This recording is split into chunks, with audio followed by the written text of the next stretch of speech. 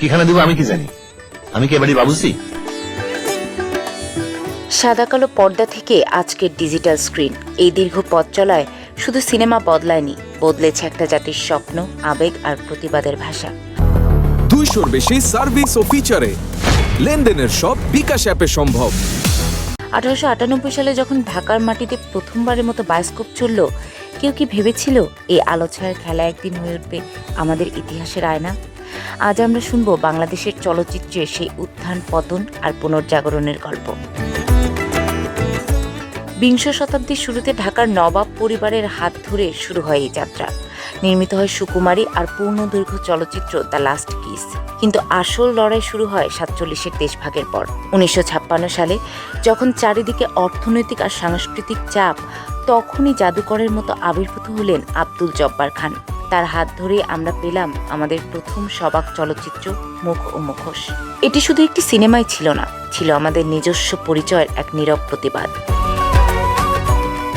1971 সাল, দেশ স্বাধীন হলো আর চলচ্চিত্রের ক্যানভাসে যুক্ত হলো নতুন রং।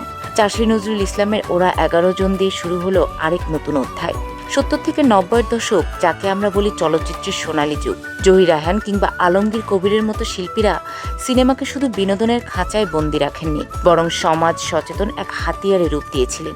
ঢাকা কেন্দ্রিক এই শিল্পটাই পরিচিত হয় ঢালিউড নামে। কিন্তু গল্পের সবটা তো সুখের হয় না।